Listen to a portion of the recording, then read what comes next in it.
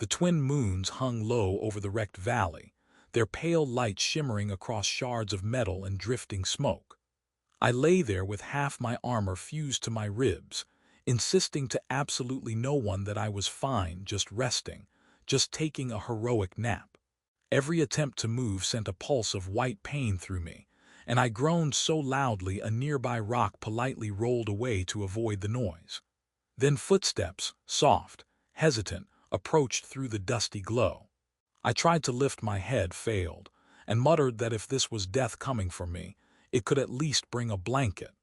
But death didn't usually have long, delicate ears that twitched curiously like living antennae.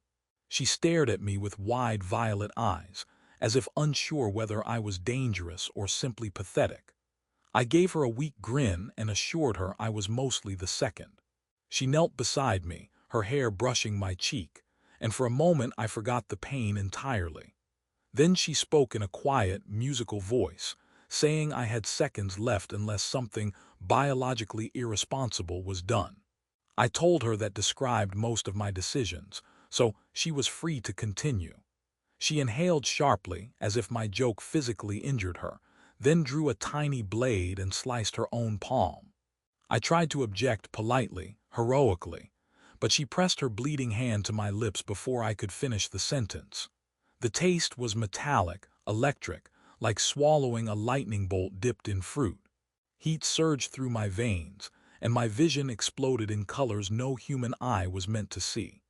I jerked upright so fast I cracked my forehead against hers. She yelped, ears flaring like startled wings, and I apologized while checking that I hadn't just assaulted the person who saved my life. My wounds were gone, completely. Ribs, skin, muscle perfect, as if rebuilt by invisible hands. I looked at her in awe and a little fear, because healing me so fast had to break several universal laws. She muttered something about vampiric hemophase resonance and undesirable side effects. I asked if one of those effects included glowing, because my arms were faintly shimmering. She winced and whispered that yes, glowing was the mildest outcome. The less mild ones involved us being connected. I didn't have time to ask what that meant, because distant voices echoed across the valley, her people. She stiffened. Not in the proud warrior way, but in the we need to run now unless you'd like to die again way. I stood, immediately dizzy as her emotions, fear, urgency, something like guilt, washed through me like an extra heartbeat. I wobbled and accused her of broadcasting her feelings directly into my brain. She whispered that it was part of the bond. I tried to sound calm, but my voice cracked like a teenager meeting his first crush, and she gently grabbed my hand to steady me. The contact made the glowing worse. She noticed and quickly let go, looking mortified.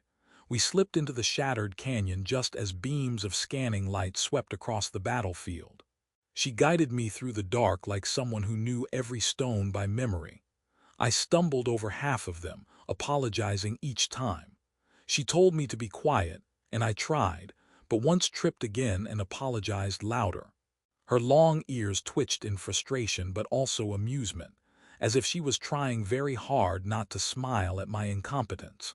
When we reached a narrow ridge, she crouched and motioned for me to follow. I crawled behind her, whispering that this was the most undignified rescue in history. She whispered back that humans made everything undignified.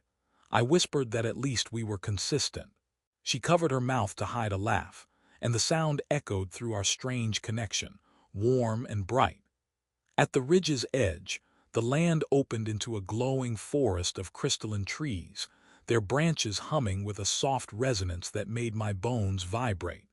I stared in awe, then asked if touching one would kill me. She said no, but it might rearrange my memories alphabetically, and I decided against it. We descended carefully, and each step sent little shocks of her worry into me. I finally asked what she feared most, her people, the bond, or me glowing like a defective lantern. She hesitated, then admitted she feared what the bond would make of us. I told her I'd survive anything as long as there were no more side effects. She responded that unfortunately there were dozens, possibly hundreds. Before I could panic, A loud mechanical chirp echoed through the forest as a patrol drone zipped overhead. She grabbed my hand again, and together we ducked under a broad crystalline arch that shimmered like ice. We stayed there, breathless, until the drone passed. When she let go, my pulse stayed linked to hers for several long seconds, beating in a synchronized rhythm that made both of us look away. We continued deeper into her world, knowing each step pulled us further from safety and closer to whatever destiny her blood had written into mine. The night hummed around us, the bond thrummed between us, and the future waited somewhere ahead, glowing, unpredictable, and entirely shared. The forest glowed brighter as we moved, its crystalline trunks humming with low pulses that felt like they were syncing with my heartbeat. I wasn't sure if that was normal or just another side effect of her blood. When I asked, she hesitated, ears flicking thoughtfully, then admitted she wasn't sure either. That didn't calm me, but at least she looked apologetic. Every few steps I caught flashes of her emotions through the bond, worry, determination, and occasionally mild annoyance whenever I asked if we were lost. We reached a series of floating stone platforms drifting slowly around each other like lazy satellites. She stepped onto one without hesitation. I stepped on far less gracefully, wobbling so violently I grabbed her shoulders for balance. The platform dipped in response, making both of us yelp. She blamed me. I blamed gravity. The platform blamed neither of us but quietly drifted onward. As we crossed, small blue creatures with 6 legs and a single enormous eye peeked at us from the platform edges. I whispered that they were cute. She whispered that they could smell fear. I tried to stop being afraid, but one creature hissed at me and I immediately failed. She sighed, reached over, held my arm, and whispered reassuringly that they only attacked when provoked. The creature hissed again. I promised not to provoke anything ever again. When we finally reached solid ground, my legs felt like they had been rearranged alphabetically. She turned to me, her expression conflicted, and said we needed to talk about the bond. I gulped, feeling a pulse of nervousness that I wasn't sure belonged to her or me. She explained that her species didn't often share blood, because it didn't just heal, it connected. Our senses, instincts, and sometimes even thoughts could overlap. I asked if that meant she could hear everything I was thinking. She said only if I wasn't careful. I immediately started thinking about rocks, dirt, and anything not embarrassing, which she unfortunately noticed. She tried not to laugh. We continued down a narrow path lined with glowing vines. One vine brushed my arm and I nearly jumped out of my skin. She calmly informed me it was harmless but enjoyed taste-testing electromagnetic signatures. I didn't know what that meant, so I assumed it was an alien way of saying it licked me. She confirmed that yes, in a way it did. As we walked, I suddenly felt a sharp ache in my toe. I yelped, thinking something bit me. She stopped, confused, then admitted she had just stubbed her own toe. The bond had shared it with me. I complained that this was unfair, and she agreed, especially since she would now feel my pain whenever I inevitably did something idiotic. We reached a ridge overlooking a valley filled with spiraling towers that emitted soft pulses of light. She told me they were communication spires, ancient, half-living structures that whispered across the planet. They flickered in patterns that made my skull vibrate. I asked what they were saying. She listened, ears angling upward, then said they were announcing that an unidentified life form, me, was glowing in the forest. I asked if that was bad.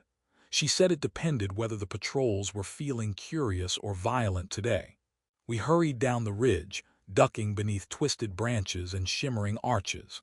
I tripped only 3 times, which felt like a personal record. She pretended not to notice, though each stumble sent a faint echo of exasperation through the bond. At one point she suddenly stopped, grabbing my wrist as a massive shadow passed overhead. A creature with transparent wings and a luminous spine glided silently above us, drifting like a ghost. I whispered, asking what it was. She whispered back that it was harmless and less startled. I asked what startled it. She said loud noises. I immediately held my breath. Eventually, we reached a clearing where strange stone pillars curved upward like the ribs of some enormous fossilized creature. She brushed her hand along one pillar and it lit up with swirling patterns, reacting to her touch. When I tried the same, the pillar flickered, sputtered, then turned a dull, unimpressed gray. She told me it wasn't personal. I told her it absolutely was. We sat beneath the arching stones to rest. Through the bond, I felt her pulse, steady but tense. She finally admitted there was more she hadn't told me. Her people would not simply fear me for being healed by her blood. They would assume the bond meant something far deeper, an ancient rite that linked souls for life. I tried to respond calmly, but my voice cracked and echoed across the clearing. She winced sympathetically, as if she felt the embarrassment through the bond. Before I could gather my thoughts, a metallic chirping echoed nearby. She pulled me behind a pillar just as sleek patrol drones hovered into view, scanning the ground with bright beams. We pressed close, breath mingling, hearts beating in a strange, synchronized rhythm neither of us controlled. The bond throbbed between us, warm, electric, undeniable. When the drones passed, she whispered that we needed to reach her hidden sanctuary before night deepened. I nodded, trying to ignore the fact that her hand was still gripping mine. She noticed at the same moment, let go awkwardly and stepped ahead. I followed, still glowing faintly, still alive because of her and more entangled in her world with every breath. The crystalline towers of her sanctuary rose from the valley like spiraling ribs of light, humming with an ancient pulse that felt older than anything I'd ever known. As we approached, my glow brightened involuntarily, and she glanced at me with a mixture of apology and worry. I muttered that I was becoming a walking nightlight. She said that was an improvement. Earlier I'd been a collapsing hazard. I tried to argue, but she nudged me forward, and I followed her into the heart of her people's stronghold.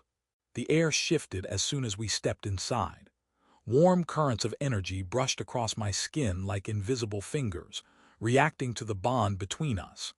Elders emerged from the shadows, their long ears marked with glowing patterns and their robes threaded with shifting luminescence.